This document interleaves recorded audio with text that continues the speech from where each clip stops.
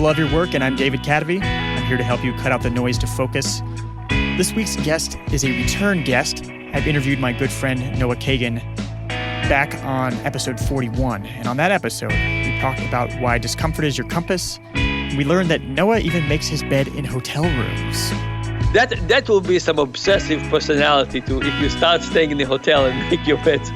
Hey, don't be so harsh on him, Dan. That was Dan Ariely on episode 51, folks. Maybe Noah wouldn't mind being called obsessive, though, because not necessarily that bad of a thing, right? I don't know.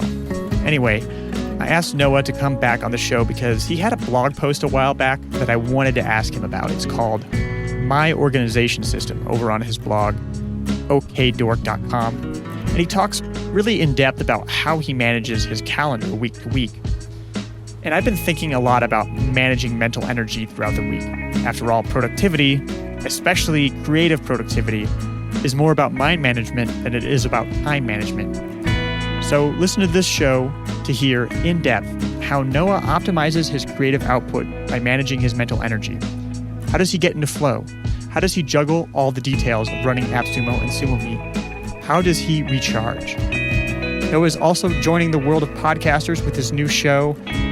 He's thinking about calling it The Inflection Point. It might be Noah Kagan's podcast or something. He's working on it. But by the time this interview is out, it should be out. So if you search around, you should find it. And Noah interviewed me on that podcast. And I'm honored to be included in the first round of episodes on that podcast. So when you're done with this one, go and check it out. So for now, I'm very glad to have as my guest a second time, Noah Kagan.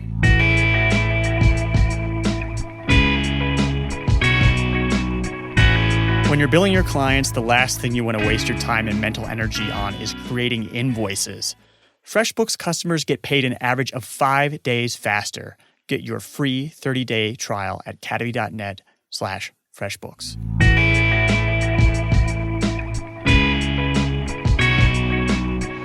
I'm here with Noah Kagan again, and I guess the reason why I wanted to talk to Noah today was because he has this blog post that came out a while back. It's called My Organization System. And in it in particular, there was a really detailed view of how Noah plans his week. And there was a little bit of talk in there about basically managing his mental energy. So that's what I am having Noah on the show today to talk about, is how it is that he manages his mental energy throughout the week, because he's very intentional about it. And I think that it's going to be very useful for a lot of people. So I guess I'll start, Noah, with, I've had my own hypotheses or done my own experimentation with creative output. And so I'm wondering, for somebody like you who runs a couple of companies, what part of your work do you consider to be kind of your creative output? The creative stuff I do, I think, generally happens around writing. So if I'm writing like a blog post for my personal, or thinking about like bigger challenges that we're facing in the business. So those are kind of like the two major things I think are creative for my work. I think a lot of times, like my answer in general sometimes is like, once people open up their computer, they stop thinking. Yes. So like if you want to like never use your mental energy, just open your computer and then everything goes away. Yeah. Yeah, I definitely want to get into that, because I remember you were talking about, and this is something that I do, just write, before you open your computer, write down what it is that you're going to do. Think about it. Is that kind of something you do? This is my Oy vey sticker. I have Oy vey stickies where I wrote down the 4 things I wanted to do today. And I generally do that. I find the days I do it, I get more of the stuff done and I feel better about what I do. I think we always feel good when we have progress. So if you write down like, here's what I'm going to do today, and then you get it done, it's a good way of feeling kind of like you moved forward in your life, or hopefully in your business too. So going back to the creative output stuff, writing the blog posts and things, are there any particular times or days of week or that you dedicate to doing that type of work? Yeah, one thing, it's how I am, which is going to be different than how other people are.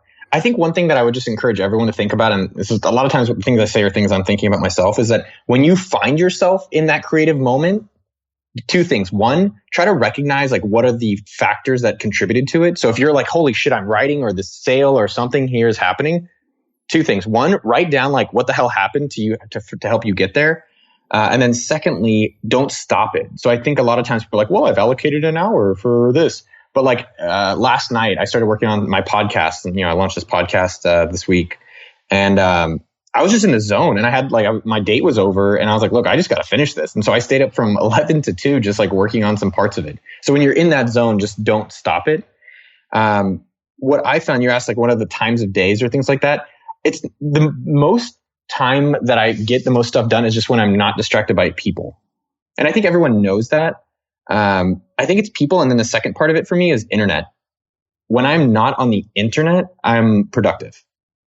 I consider email a non-productive task, right? So even though people have Gmail open or they have notifications on, like if you're doing email, you're not being productive. So what I try to do is I try to like block out time in my week that I can create like airplane mode, right? And so airplane mode for me is when I'm just like, all right, I know that I'm not going to be online as much, and I'm going to be trying to focusing on like creative work. And I do think generally when you're producing something versus consuming, you feel better about yourself. Yeah, I know that's definitely true for me. I mean, just always around the holidays, I'm producing less, and I start to lose contact with myself until I start getting back into working. So I definitely feel better when I do work myself. Yeah, I mean, I think people have to know themselves. And I think if you're like over 30-ish, you probably have an understanding of how you've been, and like changing is a little bit harder. For me, like I know certain, like one thing I was thinking about that I think you'd appreciate is that like, I know that journaling helps me feel better, and then doing like a morning routine helps me feel better. So I have a morning routine, and then I do it every morning where like, all right, I know I'm going to have this coffee. I'm trying bulletproof to see if I like that. Like, so I generally have the same breakfast every morning. I try to like sit and just think for a few minutes about how I want my day. Like I visualize it. I try to write in the morning.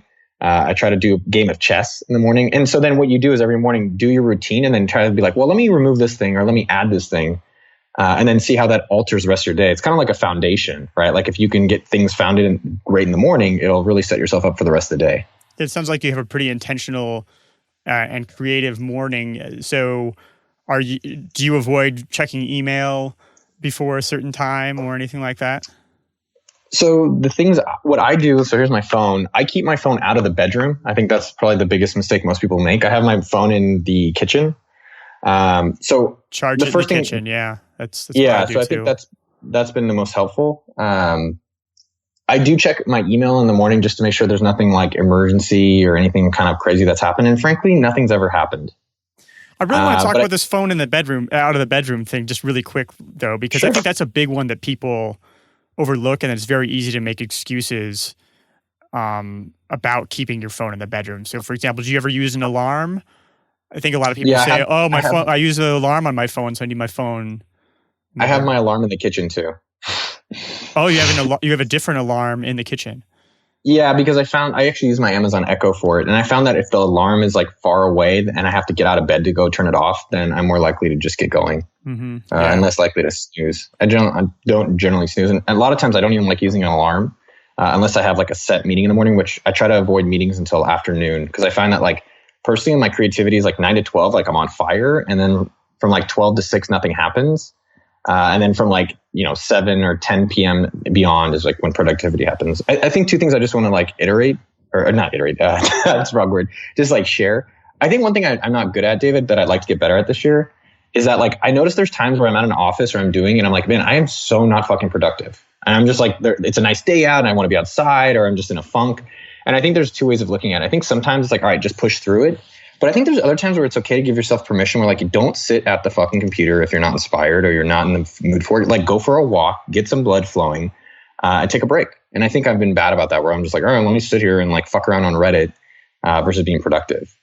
And I think just kind of getting out of the normal like flow of what you're doing will help kind of get that creativity. The second thing that I do, and I think more people should be doing this, I block out Tuesdays and Thursday mornings for like studying and thinking time. So like I intentionally every Tuesday from like 10 to 12, either I'm studying, like I'm reading books, like I have my Hebrew book or a Kindle book or whatever, or I'm like jogging or biking or walking, thinking about things, right? Like I'll put on a podcast and go for a walk. A lot of people say, I don't have time for podcasts because I don't have a commute. So like I make time because I think about a lot of the biggest growth in my business and my personal life. And it comes from like, I'm on the toilet or like I'm like walking around, or I made time for that space. Mm-hmm. I want to go back to something that you said a little bit earlier about how you're kind of on fire from 9 to 12 in the morning. So you try to avoid having meetings at that time. Totally. I know I'm similar to that because if you have that meeting, say at 9:00, then that creative time for the day is gone. Not to mention that you're not paying attention very well in that meeting. You're not as effective as you could be because that's not the right mental energy for that meeting. Does that make sense to you? Is that kind of what you're doing? Oh, completely. I mean, I also try to cancel. So on Sunday nights, I literally look at my calendar for the week ahead. And unlike people, like I love planning. I love knowing what's going to go on. And I have some time where I don't know, but I'm definitely a planner. That's my preference. But I try to cancel most meetings unless it's something I'm actually looking forward to. Some people out there maybe listening to yours are like, well, I have to do sales and I have to do this. And so certain meetings like you just are obligated to, but try to make them on just one day of the week or just certain hours of the week so that the rest of the time you can actually structure to be more productive or do the things you want to do. You're just in that whole mode. It reminds me of Laura Rhoda was talking about how she has a podcast week. So for the whole week, she just does podcast interviews for the entire week. I mean, I couldn't handle being interviewed on podcasts that much, but she's into it. But so she gets to stay in that mode and just do it for the week, and the rest of the month, in fact, she's able to concentrate on other things. I like that. I mean, like the two things that like kind of tips or things that I'm experimenting with. One I do regularly, and the other one is kind of an experiment for either February or March. One thing that I've done in the past and it works really, really well are like actually breaking down the elements of what a good day is for you on a work day. So what I mean by that is like I literally have this list of like, if I could have a perfect day or, overall great day, what are those things? So it's like getting some exercise, having a good breakfast, having a great conversation, maybe some flirting, maybe some writing, right? And I make a list of it. So for everyone out there and yourself, or it's what I do, and I think it works well for me, is like make that list. Then you could try to see like, all right, in my days, how am I making sure that those things happen? And I found that very, very helpful because it's like, well, working backwards from like, well, I know what it takes to have a good day. Now let me make sure I can set those things up. So you set yourself up for success. The other thing that, this is just me personally, and you have to notice when you're in the zone of doing great work. And I literally, my best stuff has always come, which sounds crazy, but my best stuff has always come when I'm in an airplane. And so I actually try to fly. I'm flying tomorrow to Chicago. I flew last week to LA. I'm flying in a few weeks to Atlanta for a day. And I'm actually like, maybe I should just be flying more often. Because when I'm in an airplane, I don't buy internet access. I don't talk to my neighbors. I put on noise canceling Bose and I just get at it. I have this list of things I want to write or work on. And because I don't have internet, the most part, I'm very productive for it. Do you plan in advance what stuff you're going to work on when you're taking your flights? Totally. So I use notes and I have, it's synced to the phone. And I just have a list of things. I'm like, all right, well, I want to do this blog post. What did I do last flight? Last flight, I worked on a blog post. We're working on a new product for SumoMe. So I did modeling for it. I'm launching my podcast. So I was doing like projections about, what my marketing plan is going to be and who I should be contacting. And I started creating template emails so I could send them once I get online. And I just kind of had a list of all those things. And like, I literally just loved doing it. And because I have no other things to do in the airplane. And I think before I get into the airplane, I know that's what I like doing in there. It kind of sets me up. So once I get in, I'm like, yeah, let's just get that laptop open and going. You're like Pavlov's dog or something. Once you get into an airplane seat, you're in that mode. Well, I think we condition ourselves. I have a friend who's like, I fall asleep every time in an airplane. Or I have another friend who's like, I just love getting drunk in an airplane. And another friend is like, I just watch movies in an airplane. And for like a good 6 months, I was watching. I think this is a very interesting lesson for people is that like for 6 months, I was just always watching movies on an airplane. And I was like, man, I used to love when I was getting a bunch of shit done on an airplane and it felt really good. And I was like, well, let me try it again. So the next flight, I was like, all right, I'm going to work. And I was like, fuck, I really love doing this. And even chess, right? In the morning, I started adding chess to my routine because I like studied it. And I was like, man, I miss doing this. So I think people should think about like, what have you done historically in the mornings or during the days or productive in general for your work or for your personal life that you just thoroughly enjoyed and how do you reintroduce that to your life? I want to go back to this weekly planning session that you do on Sundays too, because that's definitely a tool for me that has greatly increased my productivity, greatly increased my presence in the moment throughout the week, and greatly helped me manage my mental energy. Can you talk a little bit about your planning sessions on Sundays? Yeah. So every Sunday night, sometimes it'll be Monday morning. I have an email. So I have an accountability buddy. Mine's Adam Gilbert from mybodytutor.com. And I use follow-up CC. So what happens is every Sunday I email him workout, and personal. And I generally have 3 goals for the week. And I email it to him and I say BCC it to Sunday at follow-up. So every Sunday I get the previous week's. So the first thing I do is I reply to that email to Adam to say how I did against those different tasks that I set out. And so I say, oh, this went well. I didn't do this. This didn't well. And then he'll question me on it. He's like, well, I thought you were going to do that. Is this as important as you want? Or, just kind of providing that feedback around what I'm doing. And then I email him the things I want to do for that week. And work like this week. Let me just pull up my list. A lot of them doing podcast stuff. So it's like email people ahead of time to subscribe to podcasts, record intro things, interview Jason Fried because I'm going to Chicago on Thursday. For workout, it's 3 workouts and 2 cardio. Personal, it's like OK Dork redesign. I'm going hunting this weekend. And I want to find a publisher to discuss this book that I really like. And so sometimes it'll be more than 3, but generally it's like 3 to 5. I email him that on Sunday. And then the next Sunday I do the same review. The next thing that's pretty important with this is that once I've kind of established the things I want to do, I block them out in my calendar. I just don't want to think about them. And so the fact that I'm like, all right, I know I'm going to do workouts. I have in my calendar, I had a jog this morning. I had a jog Monday morning. I had a workout Monday evening, workout Wednesday evening, and I'll do a workout on Sunday. And so knowing that I've already scheduled a lot of those things, it helps me know that the things I want to get done will get done. And then you also look at those meetings and cancel the ones that you don't want I to fucking love canceling meetings. So and I do it aggressively. I think people are way too generous with their time with other people. You're like, oh, we're going to have a lunch. A lunch is like an hour and a half that you could be doing something else. Like, what if just waste the entire afternoon and call it what it is, right? Well, if you do food coma, I think that's kind of it's funny you say that, David, but I don't think people realize like how many people come back from lunch like, man, I'm really tired. I got to get a coffee now. It's like, just figure out what you're fucking eating at lunch that's really affecting your energy and change that. Like, so I don't generally eat carbs during lunch because I know it's going to make me tired. I love carbs. I'll eat pasta for dinner or lasagna, whatever. But lunchtime, I know it slows me down, so I'm aware of that. The other thing that I personally do is I have a lot of repeating meetings, repeating calendar things. And that helps me remember things. So the more I don't have to think about it, you talked about like using mental energy. I don't want to think about certain things. So like every Monday, I know I have to do an import of customer stuff. It's like some business stuff. So I just have it in there. So I do 2 things around that. I schedule a lot of things on repeating. Like I know I have to pay my property taxes. Let me just throw on my calendar so I know what day on January 10th I have to do it every year. But the other thing I think people don't do enough is actually like cancel repeating things or things they're not following through with. So like I used to have airplane mode in my calendar and I just would never fucking do it. And so I was like, all right, dude, just cancel it. You're not doing it. And then you can figure out like, all right, well, how else can I do that? So I do study time, and study time's actually worked out really well, where I don't set meetings besides, and I don't do anything else in study time besides either writing or thinking or studying. Now you mentioned doing this customer import thing on a Monday.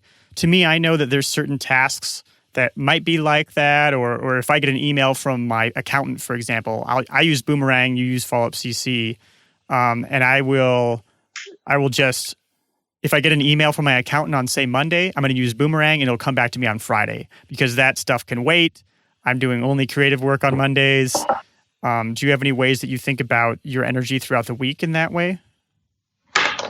Yeah, I think for me, Mondays are kind of a write-off. But you're a manager too, so you've got a lot of you've got people underneath you that need your decision making and stuff to help them get the ball rolling on their week. Is that accurate? Not really anymore. So I think you have to figure out what you're really fucking great at and then only do that, and everything else you've got to remove.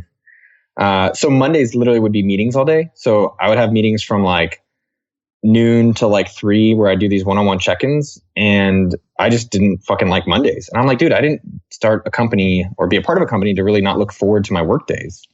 And I think generally, like, I guess over the years, I just don't look at work as work. I'm like, oh, this is just fun stuff I want to do. And I think when you start looking at it as like a burden, it's like, well, what can I control to adjust that? So my partner's actually, Chad, who's amazing, has taken over a lot of the responsibility of like the operations at Sumo, for SumoMe. And so that's freed me up on Mondays to not feel so like weighed down to have one-on-ones. And when you do things that you feel like a burden, that hurts your mental energy. In other ways. And frankly, you're not likely to be great at it. So why not find someone who's going to be better at it than you and enable them to do that? Like, for example, recruiting. I was spending in 2016, I probably spent about 60% of my days recruiting. And I literally hated most of those days. It's a grind. And sometimes with businesses and when you're going, you have to just do stuff. And I think it's good to do things you don't like because it helps you become stronger and you improve, blah, blah, blah. But eventually I got to a point where I'm like, all right, this is not really helping me grow anymore. Let's hire a recruiter to spend their time doing it. And Samantha, I asked her, I was like, what, do you like doing this? She's like, oh my God, I love doing this. I loved it. And I was like, well, yeah, why don't you just do all this all day? And I'll go do the things I like doing all day, which is like chatting with people, creating content, marketing, starting new businesses. And so I'm spending my time doing that, and then hiring people and putting the people that actually want to be doing sales or want to be doing support or want to be doing marketing or recruiting, and finding the best people I can to enable them to do their things. I want to talk about this time that you spend playing chess or reading, because I think that those are things, reading, for example, I think is especially one that a lot of people want to read, and then they wait until after they've gone to work and they've had dinner with their family and everything, and they pick up a book and then they're just out and they're asleep and they're not using their best energy for this thing that they like to do. So did you make a conscious effort to use a better portion of your energy for reading in your Tuesday and Thursday sessions? Better portion of energy. I like reading. I think it's one of these things you have to kind of look at, like what's helped you really grow and what things you really help get you to where you want to be going. And for me, reading's been a part of it. Or even like my buddy Neville, he's I think you know Neville too. Neville loves learning from YouTube. So like when his lunch, he actually now when he lunches, he always watches like an educational YouTube video. So he'll watch like a Jerry Seinfeld interview or like a Howard Stern interview, which sounds silly, but he gets a lot of good knowledge out of that. So he's created in his routine, knowing that he gets energy from learning during YouTube videos, that he sets it up during his lunchtime. And so I think for every person, you kind of have to everyone has different energy levels, right? And I think all we have to do is like just look at the last week or even today. And when you're listening to this, just reflect on your day and be like, damn, when was the best parts of the day? What was the worst parts of the day? And then how do I adjust it so I can get more of the better parts and less of the shitty parts? I think one thing that everyone should be doing that I get a lot of energy, generally working out, which is one of these things that it's easy to kind of skip over because you're tired or it's busy.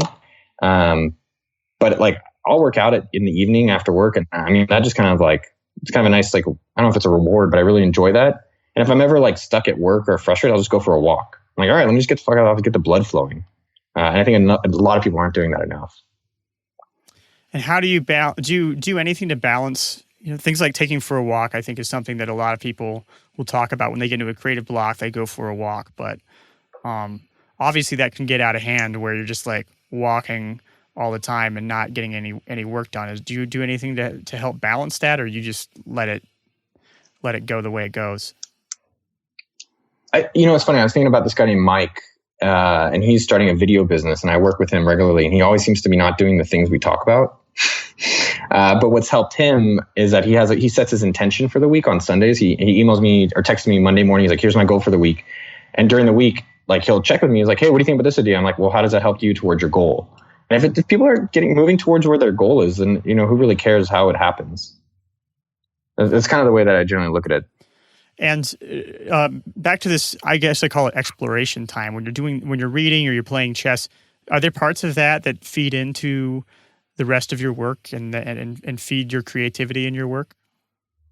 No, I just really like playing chess. I know it makes me happy. I mean, sometimes I think like, all right, if I got hit by a car in like an hour, like how would I feel if I didn't have this like really yummy lunch, and so certain things I'm like, hey, I would be okay sacrificing for it. And other things I'm like, dude, I'm going to live, I don't know how long, hopefully forever. But I don't want to always be like, it's all productivity. It's all making things happen and grow. It's like, no, I want to also make sure I'm enjoying today as well as sacrificing for tomorrow. So it's figuring out where that balance lies for different people. Like for instance, so sometimes lunch meetings, like I had a lunch meeting today, it gave me more energy. Right. And I think you have to realize that with the people you hang out with, the activities you do, the work you do, the time of day, like, are you getting more energy or less? And then how do you exclude those things from your life? Like for me, I know coffee meetings like kill a lot of my day because I have to commute there. I have to have the coffee. I have to entertain the person, or I feel like that. And so I'm like, well, I just don't want to do those anymore. Unless it's someone I know or I'm interested in actually meeting, because I think that will give me more energy throughout the rest of the day. Yeah, and I tend to have coffee meetings like later on in the week when I'm probably not I've used up my best creative energy already, and I'm not going to get a lot done anyway. And if I think that it's going to be energizing, are there any activities for you you were going to say something? Well, yeah, one thing I've been doing, and I've started it this year, I'm not saying I'm great at it, but I've been continuing it, is that I use two things. I use Schedule Once. So Meet Me or ScheduleOnce.com, so to help schedule meetings. And what you can do with Schedule Once is basically you'd say like when people can meet with you. And so what I generally do is like Thursday and Friday afternoons, I don't really plan a lot of things. And that's when people can meet with me and I don't mind it as much. Because I'm like, Friday afternoon, I'm really doing shit. Nothing happens Friday afternoon. The other thing I've been trying to experiment with is just like, how do you create themes for your days? So instead of like, I don't know, GTD might have said this, but I'm not even sure. But basically it's like Monday to me is like an operation day. So I just do like, it's all sumo day. So operation, whatever the hell needs to happen there happens. And then Tuesday through Thursday is kind of like either a research day or like a creation day. And then Friday is just a fuck around open day.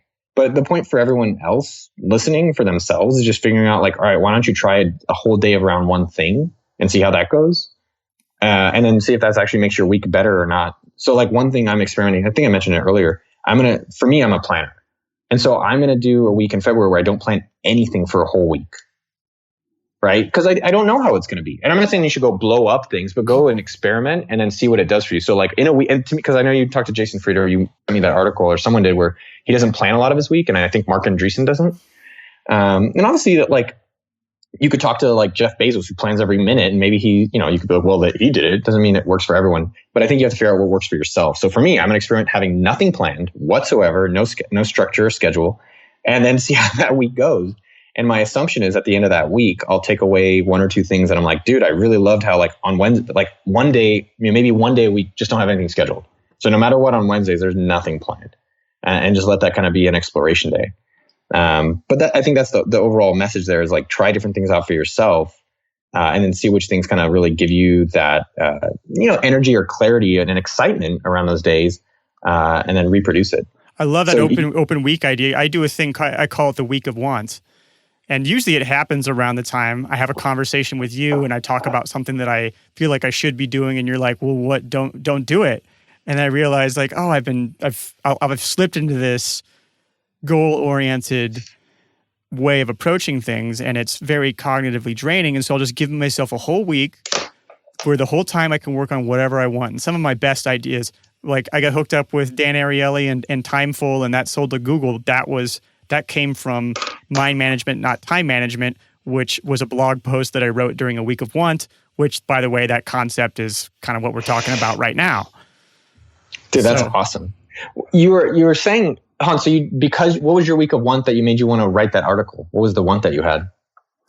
Well, the week of want really just means I can do whatever I want. And so there's not really, I'll sometimes go into it with with an idea of a theme of something that I want to work on. But more than anything, it's just not planning. It's taking every moment to reconnect with curiosity, which for me, curiosity is everything in my business. To me, that's the best way to end up somewhere where nobody can catch you, is to follow the things that you're curious about, because you have so much more energy for the things that you're curious about than for, say, things that you quote unquote should do. So have a concentrated week like that, it helps. Why don't you have that every week?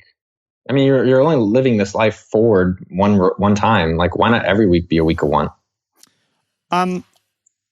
I still enjoy structure. I still think that I get a lot more done and do better work when I have some structure and I do a little bit of forcing myself to do things where I have a little bit discomfort. That works for me. And I've learned to recognize better when, okay, you're pushing yourself too hard on things that you don't want to do. I think that I think that everybody needs to do a small amount of things that are hard or uncomfortable or they don't want to do. Like every morning when I get up and write, I'm like kind of dreading getting out of bed because I'm dreading that first 10 or 15 minutes of writing. But then I get writing and then it feels really good. And then I feel like I feel good. I feel like, oh, I got my day off to a good start. Did something today. I can have a more unstructured afternoon. So those are the reasons why I don't do it every week. No, I think it's good to have some parts of your week you're just not going to like. And you know what's funny about the parts we don't like? A lot of times they're not as bad as they seem. Like I had to record some intros for the podcast and I've had it on my list for like 2 weeks. And so I think generally anything over 2 weeks on a to-do list, unless it's a long-term plan, should either be removed or just do it that day. And I finally was like, I recorded it and like it took me 3 minutes. And I was like, dude, why was I avoiding that? So generally I try to, like I think of it like washing dishes. I think a lot of times people put dishes in the sink and they just let it sit there. I'm like, I don't know where I heard this from, but it was someone who was like, just do it now. And a lot of times I have this like little like Jewish angel sitting on my shoulder and be like, just do it now. Just get it over with. And I think that can apply for a lot of different things. And that's taking up cognitive energy all that time when it's in the back of your head. I think it's called the Zeigarnik effect. That if I hope I'm getting that right. That if there's a task that isn't finished, that you're holding it in your head, and then when you do finish, it kind of gets out of there. I mean, you emailed me and asked me like, how do I reduce decision fatigue? I think more and more trying to create like default choices in your life just kind of simplifies a lot of those things, right? Like I know that when I go to a restaurant, they have an outside patio. I will default to an outside patio. Or if there's certain items on a menu, I will just choose that certain item so I can like save that energy. Because I think of energy as like a gas tank. Like per day, you have a certain amount of energy. Coffee kind of boosts it up for a little bit, but then it kind of comes back down pretty flat. Or faster. And so you have to reduce the amount of things that you have to use energy on so that you can use them on the things you want to spend them on. We're going to take a quick break. As a solopreneur, I want maximum impact with minimum effort. Any chance that I get to clone myself, I take it. That's why I love ActiveCampaign. With ActiveCampaign, I can build incredibly sophisticated email marketing campaigns that run themselves. I can have a big impact on my email subscribers. I can make sales. And meanwhile, I'm free to build more cool things. It's really like having a clone. With ActiveCampaign, I can build automations that do just about anything. It's just like running a program, but ActiveCampaign's drag and drop editor makes it easy. You can see visually exactly how your campaign works. The best part is ActiveCampaign is actually cheaper than my old ESP. I really wish I would have started with them. So try out ActiveCampaign for free for 14 days. Go to cadavy.net/AC for your free trial. That's cadavy.net/AC to claim your 14-day free trial.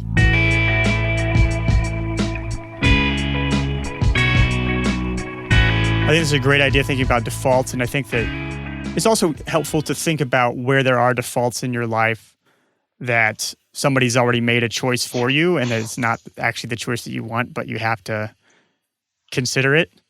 What were you thinking of? What example were you thinking of when you said that? Well, just as one example, I'm always like appalled when I look at people who are getting Facebook notifications on their phone, or they're getting notifications for everything. They're getting emails, they're getting Facebook notifications on their phone, and I'm like, how are you alive? How can you possibly like handle all that noise coming in? Do you realize what sort of potential you are losing by allowing these notifications to come in and interrupt you all day long? Are you crazy? And for me, it's like I just by default turn off pretty much all notifications. My phone is on Do Not Disturb pretty much all the time. And that is a conscious making of a default that is different from the default that you're normally served. Yeah, I think we just have to evaluate that stuff. It's funny. I think people are just at certain times in life, you just kind of get used to how things go and then you don't stop to like reevaluate it. Like my mom has a lot of structure and routine in her life to like an extreme, which is healthy to some extent, but then she never reevaluates it. Like if it's making the overall utility of her life better. So it's like people get these notifications and they're like, man, I'm really spending a lot of time. Or like one thing for me, the first thing that came to mind was like in the morning, I was getting up and then checking Instagram for like 15 minutes. Oh, wow. Yeah. And then after maybe like 2 months, I was like, dude, how do I feel after these? I feel like, I don't really feel super inspired. So I was like, stop that. And like, let's try like a week of not having you doing Instagram first thing in the morning, or like checking it with my phone. Cause it's not really making the rest of the morning better. I feel like I've just wasted 15 minutes. But was that hard? Like I've in the past struggled so much with just getting stuck in Facebook or Twitter. Was that hard for you to stop looking at Instagram for 15 minutes every morning? Not especially. I think we're in this like attention economy of like 10, 15 second clips for everything. So it's interesting. Like when I go to therapy, sometimes I think about like, man, I've just dedicated 1 full hour to myself. Like if I dedicated like 3 to 4 hours a day, either to work or to personal growth, like how far ahead you'll be than most other people, because people aren't willing to commit what it takes to accomplish things they want to do. Hopefully, if they have big things that they aspire to do. But no, I don't really have like a secret like, oh, I did this one thing. And the easiest one is probably just uninstalling Instagram Or secondly, like a way you can do it is like make it harder to access those things, which is funny. We have to like actually do that to make it harder for ourselves. So like all of my like fun social apps are always on like a further away screen. They're not on my home screen. My home screen is like my like Fitness Pal and my Notes pad and like things that I don't feel like are just complete waste of time. A good way that I've kind of thought about this in the past is like, how much is my life better after that activity? And like every time after I've like looked at Facebook, I'm like, okay, all these people I don't give a fuck about, I see their updates that doesn't do anything for my life. So what did I just get out of that? And I think if you actually take the time to be aware and evaluate the different activities you're doing, you'll start like reconsidering which ones you want to be doing. Yeah. I mean, I guess for me, it's sometimes it'll slip into a compulsion. And that's where I've used Pavlok before, and it worked really, really well. Like shock myself. These days I don't shock myself that often, but if I do start to slip, I'll put the wristband on, and then that alone pretty much helps me stay away from those things because I don't want to shock myself because I don't like getting shocked. But the first time that I shocked myself, I was done for like a month. I didn't look past the first item on the Facebook timeline for an entire month, and I'm not even exaggerating. You were just like scared to. It's funny though. It was where the desire was gone. It just disappeared. Well, like, do you use the newsfeed eradicator at all? I use something like that hides my newsfeed. Yeah. Oh, dude, that's a great game changer. Must have. I wish I had it for so many other things. I wish I had it for Medium. When I go on to Medium to write, and they show me all these articles about a bunch of shit that I don't care about, but they're attention-grabbing articles. I'm like, God, I wish I had that blocked out. There's probably an eradicator for Medium too. Well, a few of the things that I do, there's a plugin on Chrome. Let me see if I can find it. I think it's called like Site Blocker. Site Block. And I just literally use it for ex-girlfriends. Because I don't want to go see their stupid stuff or see them on Facebook or their websites or anything like that.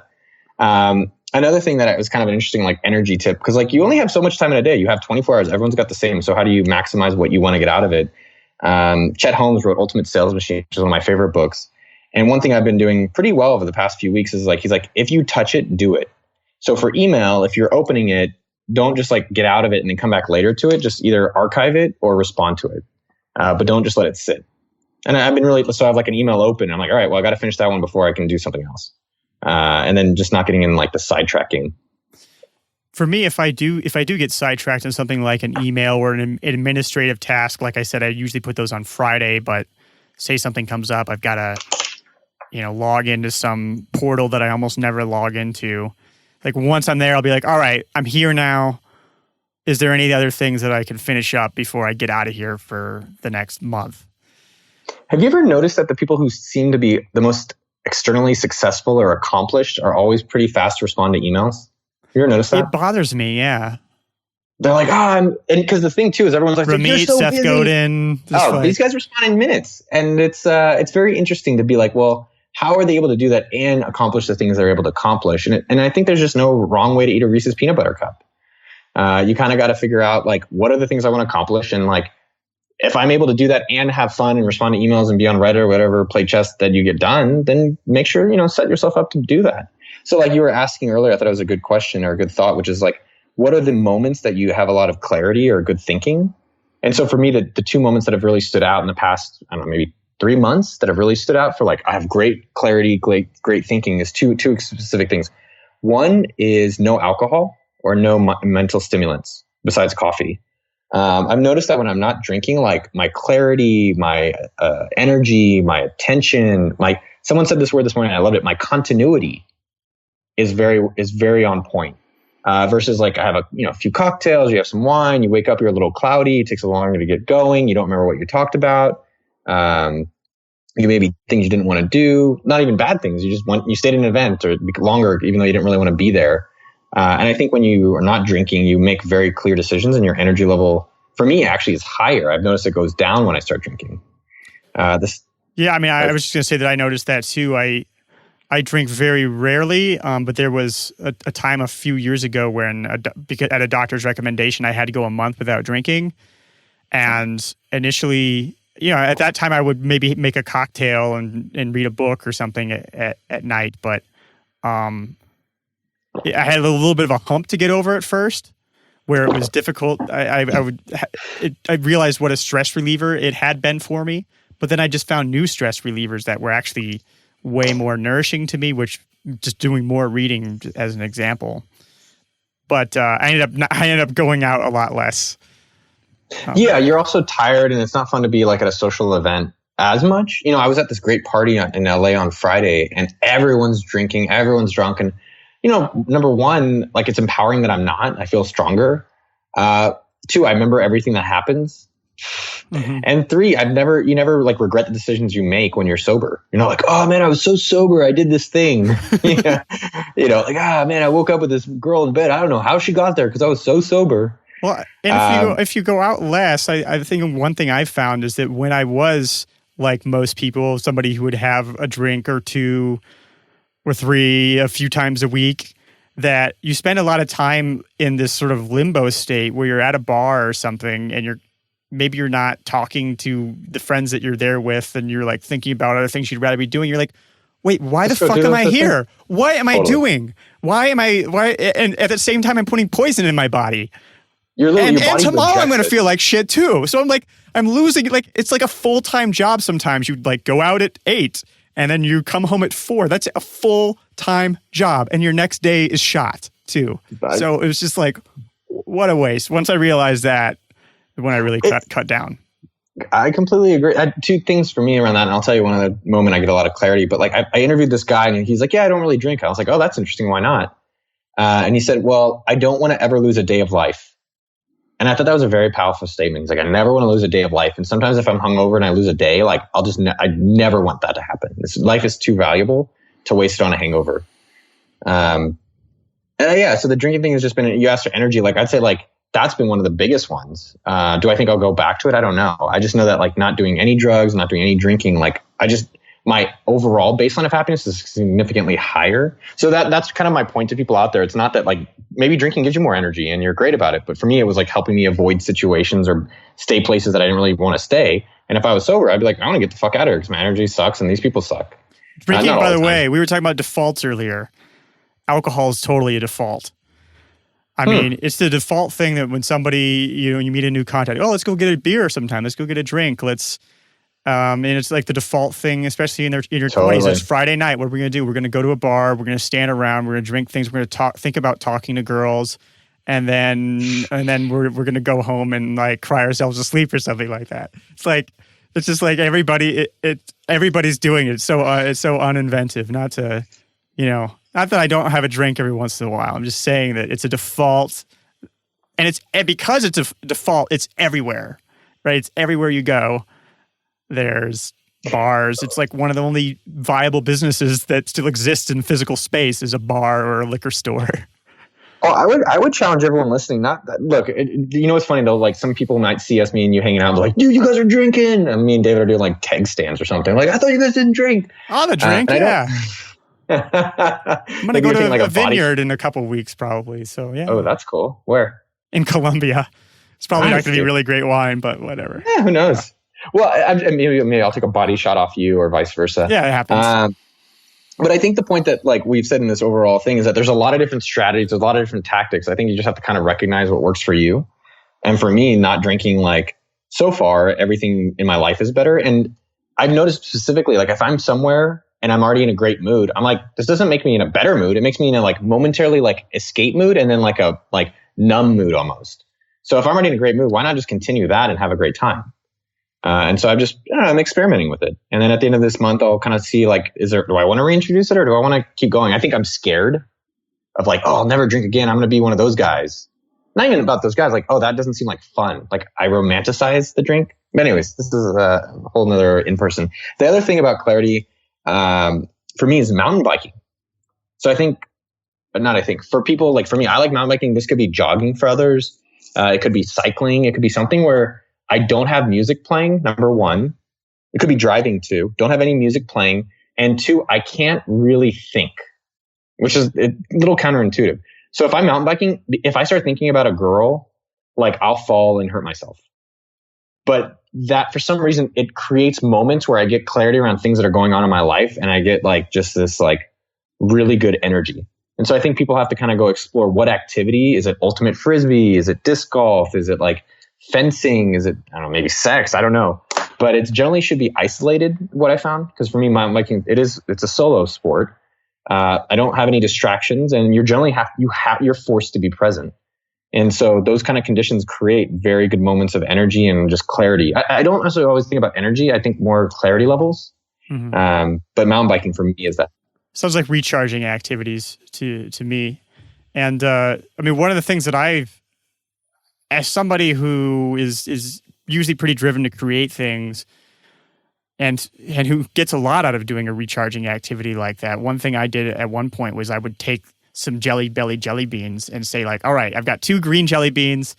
That means I have to go hiking twice a month. So I'd have like this physical reminder on my desk that as I would plan my week, I'd be like, all right, there's still 2 jelly beans, still 2 green jelly beans. I got to plan a couple hikes, because for me, maybe I'm weird this way.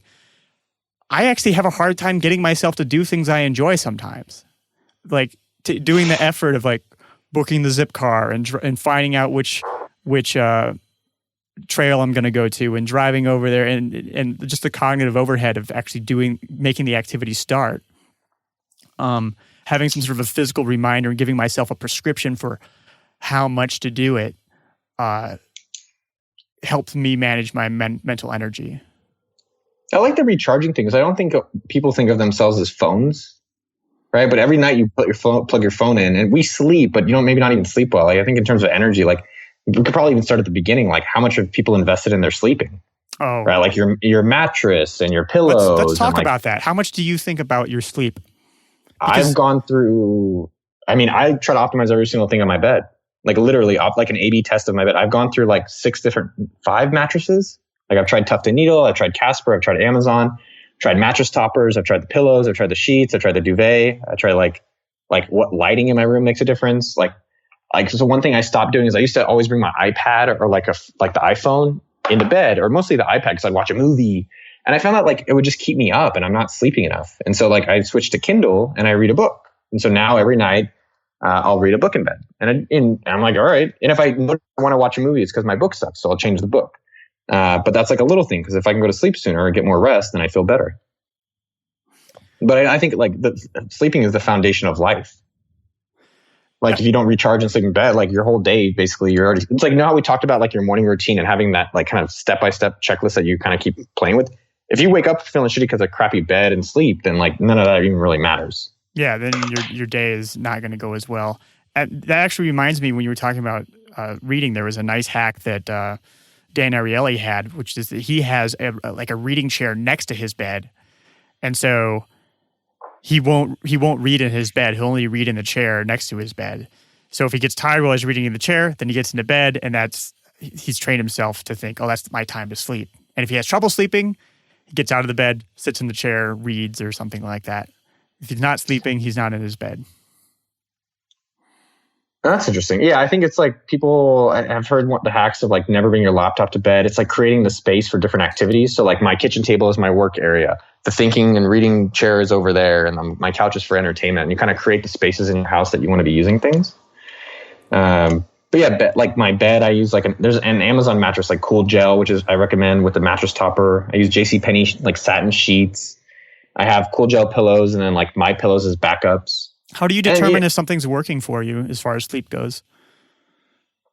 Good question. I mean, for me, the mattress is just like, is that comfortable for me? The sheets are like, how does that feel in my body? The head is like, is my neck cramped in the morning? So it's kind of like per component. And a little bit of aesthetic. Like I want it to not look like shit. So I look at my bed, I'm like, oh, that's a fun. Like probably if you think your bed looks good, like there's more likely you'll use it more often, hopefully either sexually as well as to sleep. But yeah, it's kind of on a per basis. Like I can tell if my neck was good. And then each component you kind of can break down. I think that you should have like a sleep blog, a sleep podcast. We actually, what's funny you say that? I have sleepsumo.com. So we've actually done it. Oh, wow. And I looking for someone to take it over if anyone's interested. It's not something I'm prioritizing or that excited to work on, but it's basically like a weekly newsletter around sleep tips and hacks and products. That's a good idea. This is something Dan Ariely was talking about too, is that how he thinks that so few people in society actually think hard about their sleep and how to optimize it. So that it could be the right time for something like that. I think, dude, it's a big market. You've got 7 billion potential customers. You know, like you think of like how big of a market. Everybody sleeps. It's so strange. Yeah, man. Well, if you think about it, like Casper.com, which is the new mattress stuff, or Tufton, you know, those guys literally $100 million in revenue in under 4 years in a yearly basis. I mean, these guys have exploded. And whether it'll stay that way is a whole separate discussion. But it's interesting that, like, you know, a new mattress company can be $1 billion company in under 4 years. My parents just got a Sleep Number bed. They had to I was just visiting them. They had people over there who were there to like install it, and it has different numbers for each side, and it reclines and goes in all these different shapes. It massages, and then there's an app that goes with it that tells you how well you slept and everything. Like super sophisticated bed. I guess there's no. It's like the Alinea, the restaurant of beds. I mean, you know, I was talking with a friend last night. He said, like, find the things that matter most to you in life and invest as much as possible in them. So he's like, what matters most to me in life is my bed, my wine, and then I think his chairs. And that's where he spends, like, because I asked him about his ingredients. Like, he was using all this very expensive oil for cooking. And he's like, dude, food is the most important thing. And like, there's no limit on food. There's no limit on my wine, which I think, you know, on a wine test, he would lose. And then like his chairs. And I think that's true for everyone. So for me, like, sleep is important. So like, if you said, Noah, there's a $5,000 bed that will make your sleep better, like, I wouldn't really question it that much. I mean, lamps. I bought a $600. I mean, I don't have hardly any possessions now, but I had a $600 lamp in Chicago just because I went shopping for lamps, and like that was the only lamp that was really good, that was going to give me like nice even light on my book, and also it was like it was sort of a, besides it being beautifully designed, it was a lifestyle design decision in that I wanted to read more books. I wanted to, and I had a conversation with Ryan Holiday once at Ramit's place actually, and he was just like, I love books so much, and that at the time I didn't realize it, but when I looked back on it, just kept playing in my head like, man, he loves books so much. I love books too. What am I doing about it? So I wanted to get, you know, to celebrate my love for books a little bit more. So I bought a $600 lamp, and it's an awesome lamp. It's at my parents' house now. So I got to use it a little bit over the holidays, but it's just the best lamp. Didn't you have, I think one other thing that you said, and I've done it as well, like, don't you have some type of light, special light for your bed? I wear blue blocker goggles pretty much an hour before bed. That's one thing I do, is that I've got. What have you noticed with those? I just get ready to sleep better because I've started to read on my Kindle, my iPad instead of my regular Kindle. I hardly even use my regular Kindle anymore. Oh, why are you using your iPad? I find like the lighting really horrible for reading. I have an iPad Air with a Retina display. And I used to totally agree with you. I used to think that was stupid. I would never read on an iPad. But since I've got it, like, it's like got a yellowish color to it, I wear the blue blocker goggles, and it makes everything a lot more gentle on my eyes. I also love reading on the Kindle for iPad because I can more easily switch from one place to the book to another, because I like to kind of switch around and read by layers. Also, they have color-coded highlights. So if it's a word that I want to learn, I'll highlight it red. If it's something that I want to follow up on, I'll highlight it orange. If it's like an anecdote or something that I would like to use in a book or a blog post at some time, I highlight it blue. Everything else is pretty much yellow.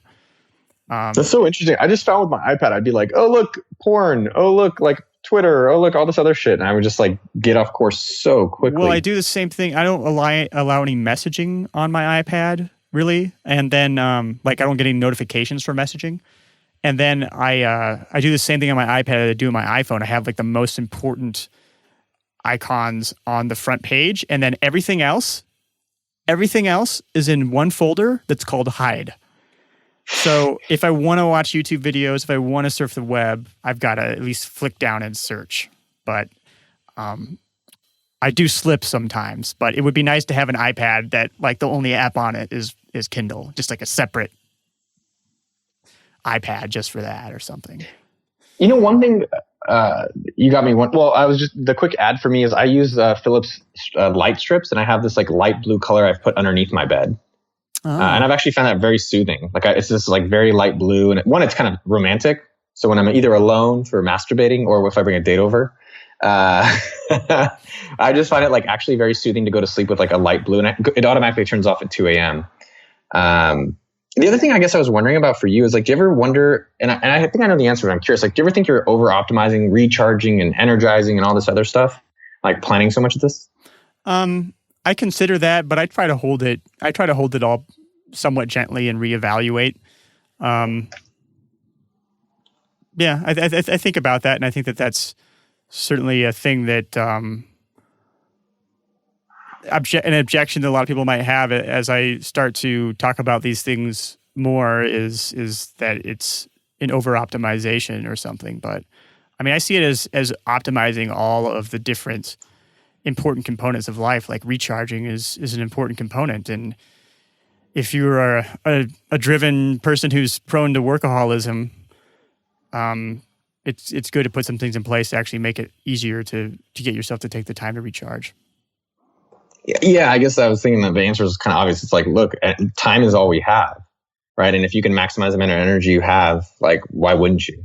Like it definitely makes sense. One of the things I'm trying to experiment with is that like, I'm generally always social, David. Like you're much more of like, you're like a Thoreau. You're like kind of a modern Thoreau who fucked Gladwell and had this like, professor looking kid that turned out, he had a beard at age 2. I'm always around people, right? Like my days and my things are always filled up. And that's kind of like the default that I like. And so I'm going to experiment in February, like being more alone and then kind of seeing how that happened. Like I remember you did experiment that a while ago. You had like never been alone for more like for a whole day or something. And so you did like a week. But didn't you a few years ago? Yeah. What I did 2 years ago is I picked a random city in an airport and I just went to Kentucky and I decided to spend a weekend alone. And I ended up actually seeing a friend out there, but I spent most of the weekend alone. Like I went out, and the cool thing about doing the thing alone with the energy wise, it was like really nice to just do the things I wanted. Like I played disc golf. I went on like a bourbon tour. I ate it by myself. And it's just interesting so that's kind of like in terms of energy and experimentation, like I'm curious to see how that affects my energy levels and the things I want to be doing and not doing too. Yeah, I mean, I think that some people can be by themselves a lot and not be lonely. Some people can be around people all the time and be lonely, and some people are really worn out by being around people. And I think sometimes I get energized by being around people, but sometimes I also find it really, really draining, and I just want to be by myself. So I've learned to find the balance over time. And that's one thing that I do. I'm a little isolated living down here in Colombia. In some ways, it's nice because I get way fewer random social invitations where it's hard to turn it down. I wish I would have known in my 20s the value of like staying in, of saying that, well, I have plans already. And by the way, my plan is that I'm just going to stay in and read or something. It's like if there's something going on that we can go out, you just sort of default to, or I would default to, okay, whatever's going on, I have to go out. It's Friday night or Saturday night or something like that, and not really taking the time to enjoy the alone time. So that's one good thing about being isolated. But then I also I have this podcast, so I talk to interesting people that way. I schedule video calls with friends of mine on a recurring basis, so we don't lose touch, and I find it really energizing. And I like video chat is almost as good as being in the same room.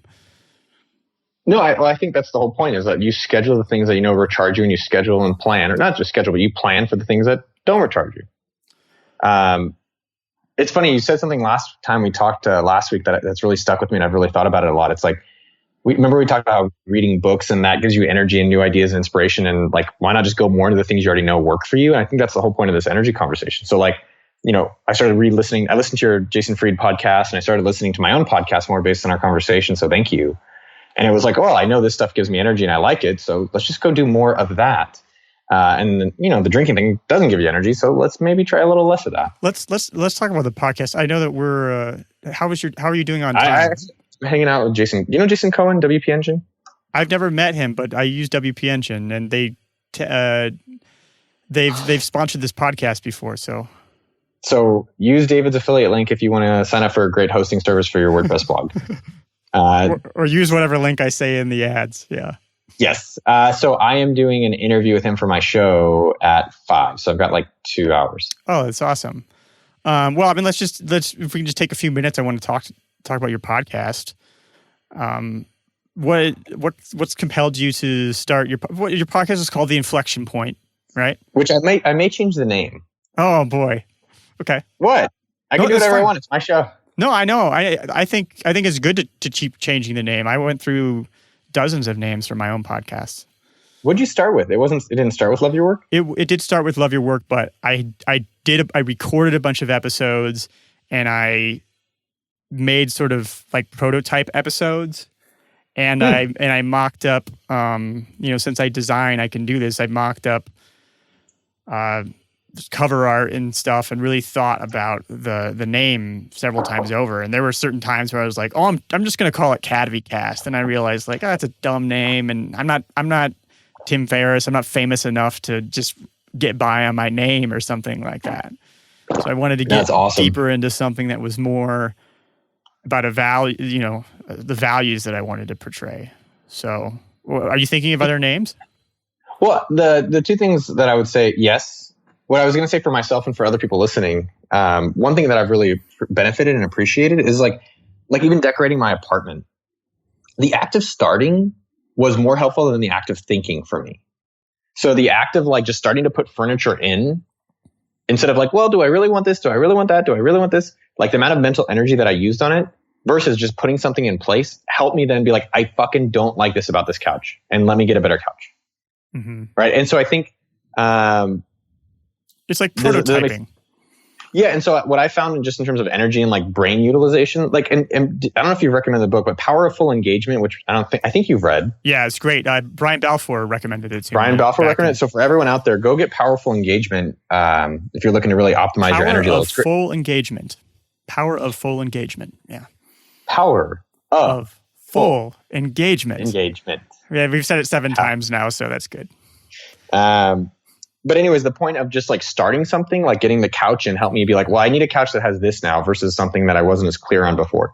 And, remember we actually bought my furniture for the last place? It took me a long time. And then when I finally just did it, then it helps you just kind of get that momentum and make those changes versus thinking about it. Well, I think that there's the cognitive barriers there. And I've talked before about like the first time that I was a grown-up and it was time to get a blazer to wear. Like I didn't know what to look for, so I just went to the thrift store and bought a bunch of really cheap blazers that I could wear, and they weren't the best, but I at least like got an idea of what I wanted. And so when it was time to buy a blazer, I knew what I liked.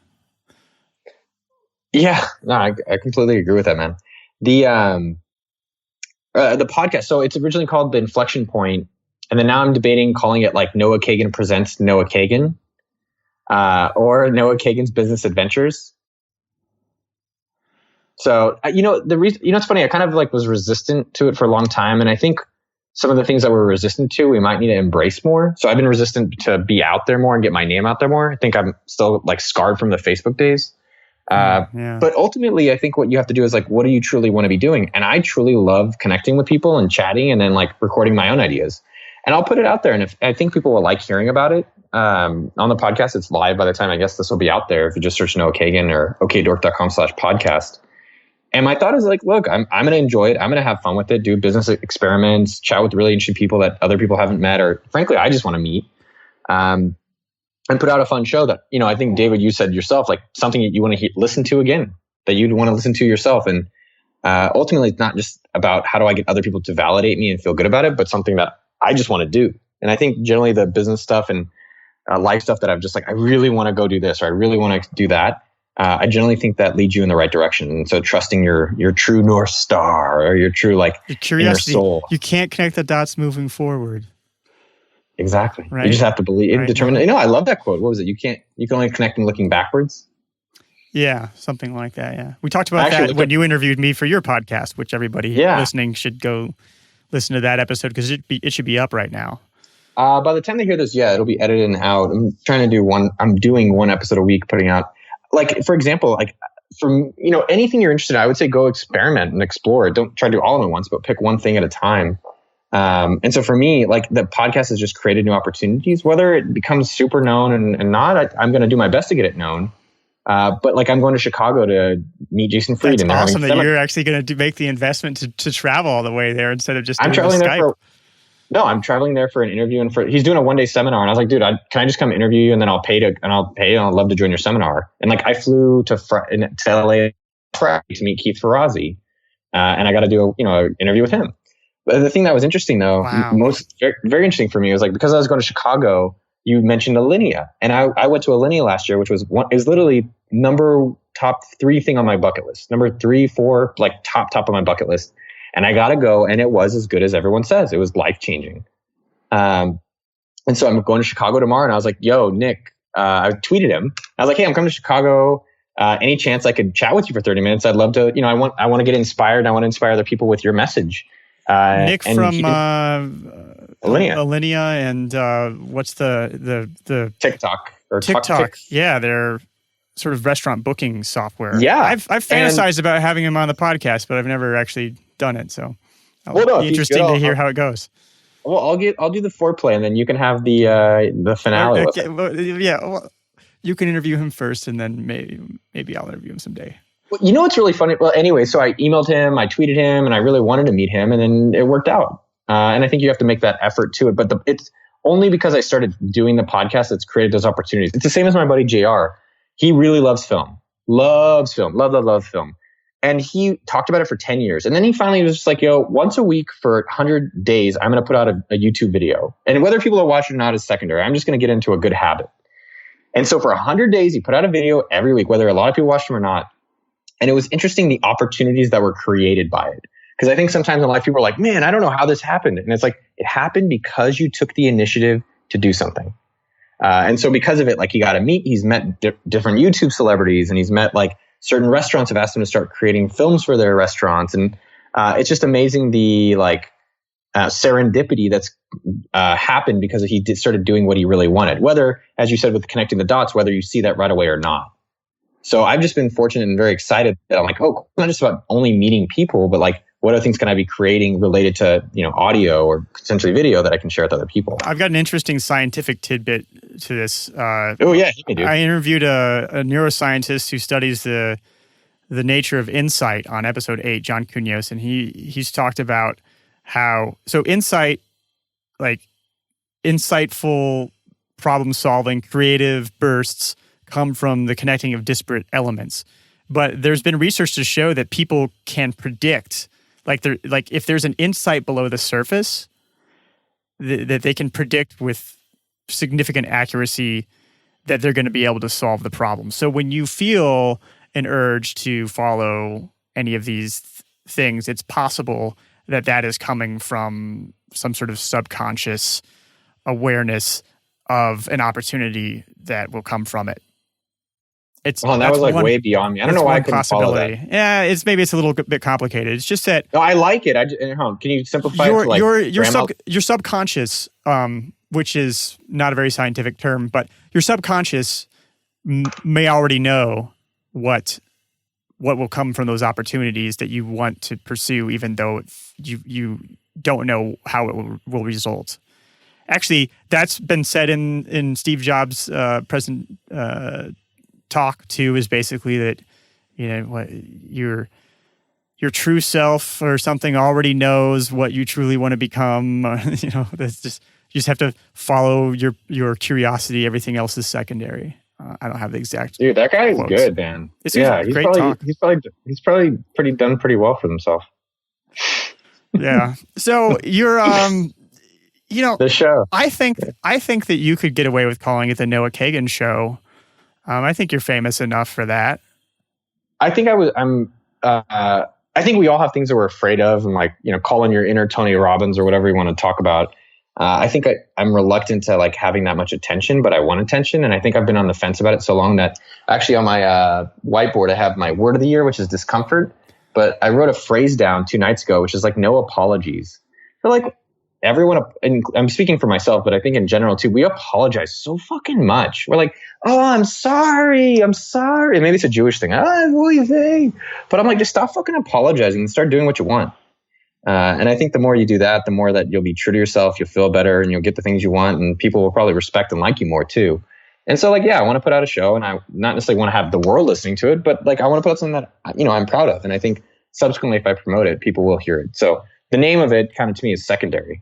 But yeah, it may change to like Noah Kagan Loves David Kadavy show. I like that. I like that name. David Kadavy presents Noah Kagan presenting Noah Kagan. I mean, it's TBD on how the show actually ends up being called. I think the inflection point is a good name, but in some ways it kind of possibly paints you in a corner as far as topics or what you want to talk about goes. Completely. I think it's nice to have something that allows you to meander a little bit with your own curiosities. Like you're really into this sort of aspect of people, and you get that kind of figured out, and then you decide, I want to interview people about their mental energy, like I'm doing with you right now, or and that it can all fall under a certain umbrella. It works out nicely. I think that's exactly the point, is that like, who was I talking to about this? I was talking about this guy who runs a coffee shop in Austin, and he was in a funk 5 years ago. And I felt a little bit recently where like, I'm a little bit like, it's uncertainty. And he's like, the more that you just stay true to yourself and not worry about getting validation or acceptance from other people, the likeliness you'll get what you want. And you'll feel satisfied doing those things you want. I was at a Tony Robbins thing related to this, and Tony said something very strong that's resonated with me, which was like, making money without fulfillment is no point. I'm paraphrasing, but I thought that was a very strong message too, where like, if you're making all this money, but you're not really fulfilled by it, then who really cares about making the money? And I think that, that kind of stays true with all this stuff. Yeah. So what do you think? Anything else you want to chat about before we go? You got to go to talk to Jason soon. No, I got 2 hours, so I'm just gonna go for a walk because anytime it's a nice day out, like energy wise, like I'm like, why the fuck are we caged animals? Like, get the fuck outside. Like it seems so silly to me to stay indoors when it's nice weather. Like I think that should be illegal. I live where it's always spring, so do you? That would get Medellin is. Oh yeah, I mean, you 75 degrees. You live in the land of gorgeous women. Some people say that sort of thing about this place, but yeah, it's got a lot of good things going for it. It's got a few things going for it. You're a funny guy. I'm trying to think what else. I'm pretty good, man. I like talking with you every time. I think what I appreciate about you, David, is that you bring new ideas and new angles to thinking about things that people, I think, take for granted. And I always really appreciate that. Thanks. I like that observation because it reminds me of when you and I first started hanging out when I was kind of in my wander years, as I call them, when I was wandering around from cafe to cafe in San Francisco for that year. And then you let me come crash in your office space at, Naval Ravikant's office space, basically. I remember you saying that then. You were like, hey, you've got interesting things to say. And I was like, what, really? Do I? Like, that was really helpful for me at that time because I was really floating around. I wasn't sure what I was going to do. Dude, I have a interesting idea that I've been noodling on. And I think it'd be fun for you. You should interview someone that you worked with and then have them like be your guest and then learn more about yourself. Like I was thinking about that for me. Like how cool would it be? Because Naval is an investor in my old company, and I'd be like, man, I'd love to hear his thought about like how much of a dick I am, or like things that I did well or poorly, so that I could, improve. I just think in general that like I did that with my mom. I interviewed my mom with the podcast, and I thought that was just so fascinating to learn about my mom's history. I don't think in general we get enough feedback. I think generally if people are like, oh, life's okay, I'm not really great. It's like, go ask the people that care about you or that know you what things they think you can make it better, and then you go get fucking better. It's hard. Even the word feedback, I don't know. When I hear the word feedback, I feel a little bit of a recoil, like, okay, like brace myself a little bit here. Do you pucker the anus? Anyway, I'm not sure what you just said, but anyway, yeah, I feel a little but sometimes I go into that fear, like if it's for sending out a survey or getting feedback on products or something like that, where, okay, good is going to come from this. Like it's not personal, or Amazon reviews of my book, things like that. Gotten better at receiving feedback, but I'm not, the ultimate. Let me ask you two questions. One, how well is the book still selling? It's still selling. It's not like I'm getting like the biggest checks of my career or anything from it, but it's still selling, I think. Yeah, I mean, it's still selling at a decent clip. There's not a lot of ups and downs for it, which is good because it came out 5 years ago. It's a technology book, So, it sold 15,000 copies, which is good for a book of that niche. But that tends to surprise people because a lot of times people were like, "Well, what are you talking about? Your book is everywhere in Silicon Valley. Like, how could that?" It should be like, I would think it would have sold way more, but I'm sure that if we included all the times it's been pirated, it would be like 100,000. So that's good to know. And then what do you do?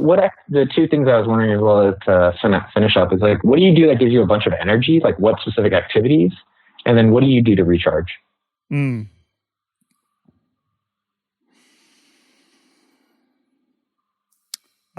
Something that gives me a lot of energy is reading. I love reading the last couple hours of the night. I'll go out to dinner with friends, and I want to make it like an earlier dinner so that I'll have time when I get home to read.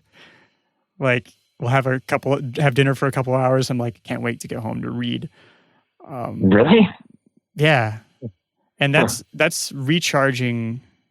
I'm not sure if what the difference is between a couple of things that you were saying, but that's one of the recharging things. I guess another one is to hang out with my girlfriend because she doesn't talk to me about work and doesn't, is not connected into that at all. And so it's kind of nice because it gets me out of that mode. Okay. Sometimes practicing Spanish is recharging for me. Like I'll read books in Spanish, or it helps me relax. If I'm getting stressed, a nice thing to do is just pick up a book that's in Spanish because I have to like focus on it more, and it's just such a fluid language. I enjoy that. I'm sure there's a lot of other things that I'm just not thinking about right now. No, I mean I think Going the point is that like you have things that like give you energy. Like I know listening to podcasts gives me ideas. So like I love jogging or biking, and I'll throw on my podcast. So like I go to Hebrew classes on like once a week, and I go to therapy once a week, and like generally I'll bike there because it forces me to have time to be able to talk to people or to be able to listen to the podcast. And I'm like, oh, that's cool. Well, yeah, I listen to podcasts and I listen to Audible books, especially when I cook. Like I cook pretty often, and so that's actually kind of a part of my workflow, and part of what makes the podcast work so well is that I have a lot of time where I can listen to podcasts, but I can't necessarily do other things. And so if I have a guest that's coming up, I will listen to that person's, like every podcast I can find of that person being interviewed to really get a feel for what questions have they been asked before, how do they answer certain questions, what are some of the things that I'm curious about. And that's a way that I manage to kind of give myself the raw material for creative output throughout my day while I'm doing other things. Is doing what exactly? Like the fact that I listen to a lot of audio content while I'm cooking. Like I kind of have to cook anyway. So listening to audio content during that time is really enjoyable, and it also gives me the raw material with which to do my more focused creative work. You know, one thing I think is interesting about that is setting it up to be easier to be able to do that. So my specific point is that, like, if you know that you can do that, like, put a speaker like an Amazon Echo and make it easy to connect with Bluetooth, or buy a Bose speaker or a cheap speaker on Amazon to make those kind of activities easier for you to actually accomplish. And that's exactly what I do. I have an Amazon Echo, and I can takes voice command for Audible. So, and I've realized there's only certain books that I want to listen to on Audible. Like if there's a general business book, I don't want to listen to it on Audible. I want to scan it. I want to listen to biographies on Audible. And so that can be, I'm not necessarily needing to hear every single word. Like I recently listened to the George Washington biography. I'm listening to the Genghis Khan biography right now. It's like, I don't know everything about them now, but I know the general shape. I know some generalities that I certainly didn't know before because it's kind of going in the background, and sometimes I'm paying attention and sometimes I'm not, and I'm okay with the fact that I'm not getting it all. No, I think that's really interesting. It's just like making the things that give you energy, like setting up to become easier to make them like a part of your life, like having the Echo there, or if it's running, put like your running shoes by your door, yada yada. Or even my schedule. I was just gonna say my schedule with hanging out with my girlfriend. There's like certain nights that we hang out, and we don't have to like we don't have to adjust like every single week and like, well, what about this night? What about that night? It's just there's just certain nights, and that's pretty much done beforehand, so it's already planned. It's just like you were talking about with some of your repeating things or things that you do to save decision fatigue. So anyway, this has been an awesome conversation about managing your mental energy. I think that kind of my takeaways so far are that you really guard some of your creative time, your best times for that. You find things to recharge you. You put in place things to reduce decision fatigue. You review every week so you can have your priorities straight and you can get rid of the things that you don't want to do. Any other things? Yeah, just to finish it off, I read Total Recall by Arnold Schwarzenegger, and I think all of us have kind of like heard that book. We're like, oh yeah, of course I know Arnold's story. I think we all say we do. But I think the two things that I could just end with that I think are related to what, energy is, you need energy to accomplish things or do things fun or professional or in relationships. And so the two things that I'd like to leave with related to energy and clarity and accomplishing things is from Arnold. And it was like, number one, have a vision about what you want to accomplish. Like, where do you want your life to be in the next 1 month, 6 months, 6 years, 60 years, whatever it is. That's number one. And I think that helps you kind of accomplish the things you want in your week. So like I have my bucket list for the year. That's what Arnold does. And I've been doing it for years, where every year I have a bucket list of what I want to accomplish. And then I make sure I'm scheduling in my calendar or my weekly to-dos. And the second thing that I think he did well, which I encourage people to do, is like he was very aggressive about removing distractions. So is there people distracting you? Is there work distracting you? Is there things in your place distracting you? Is there your geography distracting you? Is your parents distracting you? And take responsibility to remove the distractions to help you create the vision that you want to be living. And that just really resonated with me. Yeah. Noah, thanks so much. Go listen to Noah's podcast. Just search for Noah Kagan's podcast. Boom. Thanks, dog.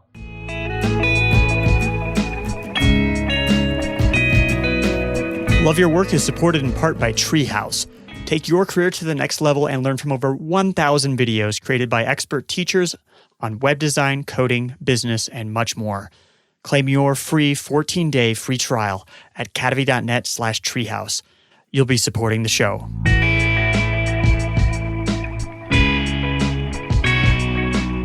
I hope you enjoyed that detailed look at how Noah manages his mental energy throughout the week. If you're wondering what all this mind management, not time management stuff is, check it out on episode 10. And don't forget to check out Noah's new podcast. It might be called the Noah Kagan Adventure Show or the Inflection Point. Just search, you should be able to find it. Noah interviews me on one of the first episodes. Noah and I talk about why I hiss like a snake 15 minutes before I record this show, why I watch the same shows and read the same books over and over again, and how I reverse engineer inflection points in my business. You can find Noah's podcast on iTunes or wherever you get your podcasts. And if you appreciate all the work that goes into making this show, there are a couple of ways you can help support it. One is to subscribe on iTunes or wherever you get your podcasts. Just hit the subscribe button. Another is to rate the show on iTunes. Just go to cadavy.net/iTunes and click on write a review and click on the star rating. You don't even have to write a review. It just takes a couple of seconds. And do you like books? If you do, I'd love to send you my book recommendations. About 90% of them will be nonfiction on subjects spanning from biographies to neuroscience. Just go to cadavy.net/reading, sign up, and you'll get my first set of recommendations right away. You'll be supporting the show if you buy any of those books through the links in the email. This has been Love Your Work, and I'm David Cadavy. The theme music for the show is More Streets, performed by Spiderflower. Love Your Work is a production of Cadavy Inc.